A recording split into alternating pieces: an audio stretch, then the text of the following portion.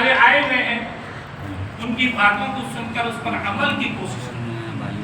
اصل یہی ہے کہ ہم اپنے آپ کو عمل پر اتاریں. اگر عمل ہے زندگی کے اندر تو دنیا بھی ہماری ہے اور آخرت بھی ہماری ہے.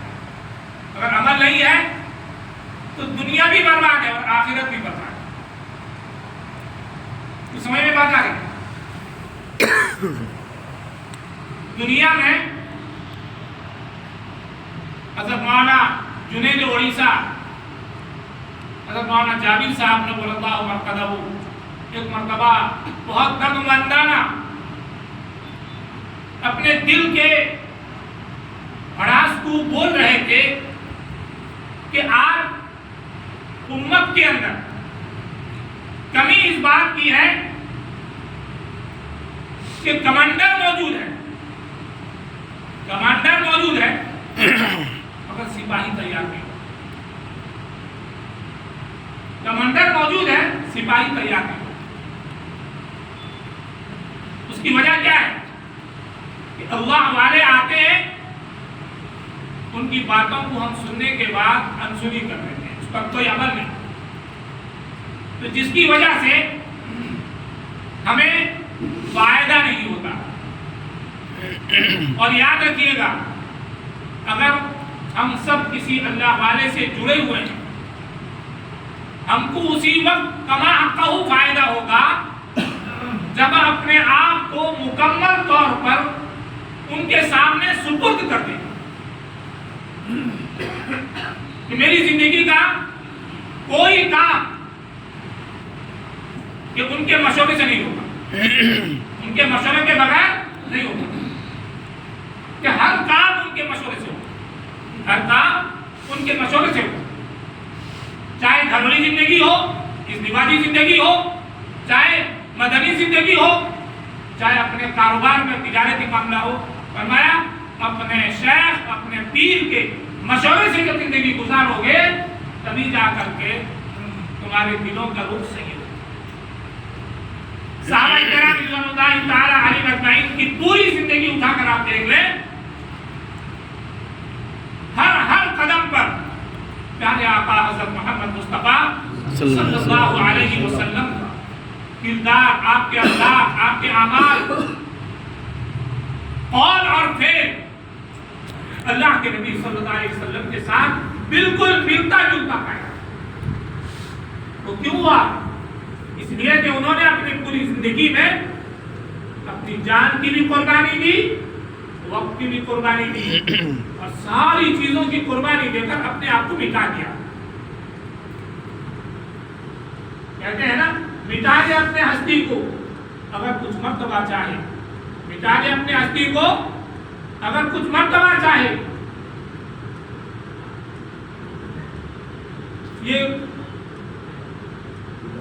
یہ دانا خاک میں مل کر گلے گلزار ہو جاتا ہے، یہ دانا خاک میں مل کر گلے گلزار ہو جاتا ہے. اس لیے میرے بھائیو بزرگوں دوستوں مٹانا پڑتا ہے. حضرت ابن مسعود رضی اللہ تعالیٰ عنہ آخری وقت میں آپ کے آنکھوں کی بینائی چلی گئی. حکیموں نے کہا کہ اگر آپ اجازت دیں تو آپ کی آنکھ کا علاج ہم کر لیں گے اور آپ کی آنکھ کی بینائی واپس آ جائے گی، لیکن شرط یہ ہے کہ آپ 8 دن تک نماز نہیں پڑھ سکیں. حضرت ابن مسعود رضی اللہ تعالیٰ عنہ عثمان غنی رضی اللہ تعالیٰ عنہ کے پاس تشریف لے گئے. حضرت عائشہ صدیقہ رضی اللہ تعالیٰ عنہ کے پاس گئے، پردے سے سارا معاملہ پوچھا. ادھر سے آواز آئی کہ ابن مسعود کیا امید ہے کہ 8 دن تم بچو گے نہیں؟ 8 دن کی نماز کا کیا ہوگا؟ حضرت عثمان غنی رضی اللہ تعالیٰ عنہ نے فرمایا آپ کی بینائی تو آ جائے گی مگر 8 دن کی فرض نمازیں اور تمہارے نوافل کا کیا حال ہوگا؟ اسی پر زندگی گزارنا پسند کرنا پسند کیا مگر آنکھ تو آپریشن. یہ کس کی زندگی ہے؟ پیارے آقا حضرت محمد مصطفیٰ صلی اللہ علیہ وسلم کی کہ فرمایا آپ اپنی پوری زندگی میں نماز کا اس طرح اہتمام ہے.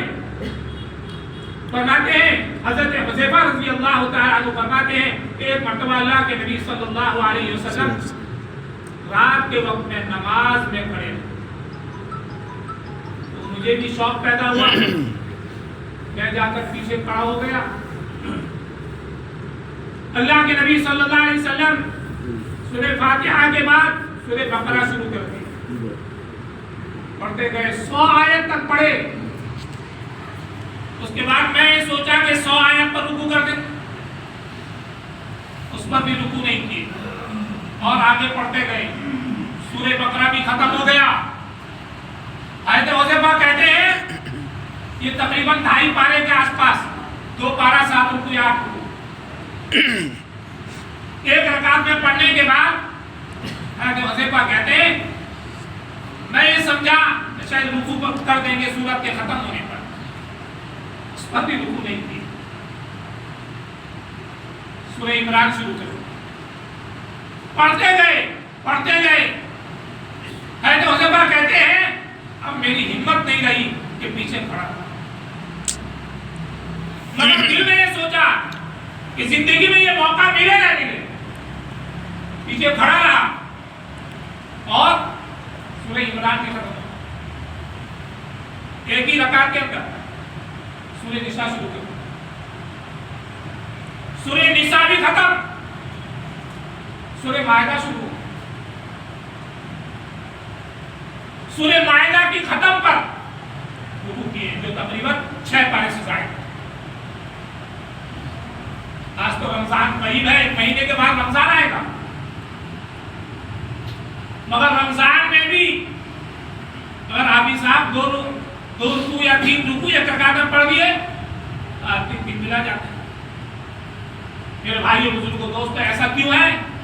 اس لیے کہ ہم نے اپنی پوری زندگی میں نماز کی پابندی کے ساتھ وقت نہیں.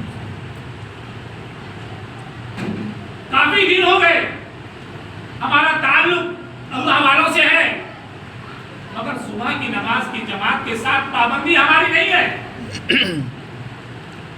نماز قضا ہو جائے, نماز چھوٹ جائے, ہمارے دل میں کوئی تکلیف نہیں.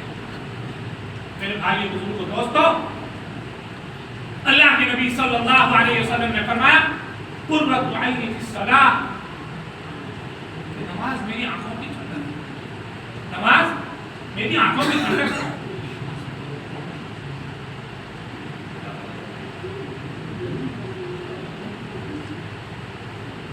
الحمدللہ آپ حضرات قریب ہو کر آگے بیٹھ جائیں چونکہ اکابر علماء کرام تشریف لانے والے ہیں اور ان لوگوں کے مشفقانہ اور مدبرانہ بیانات سے آپ حضرات ضرور مستفید ہوں گے. یہ تو حضرت مولانا حافظ و قاری زاہد صاحب کا حسن زن رہا ورنہ میں سننے کے لیے آیا تھا اور زبردست مجھے بیٹھا دی. اللہ تعالیٰ کو جزائے خیر عطا فرمائے.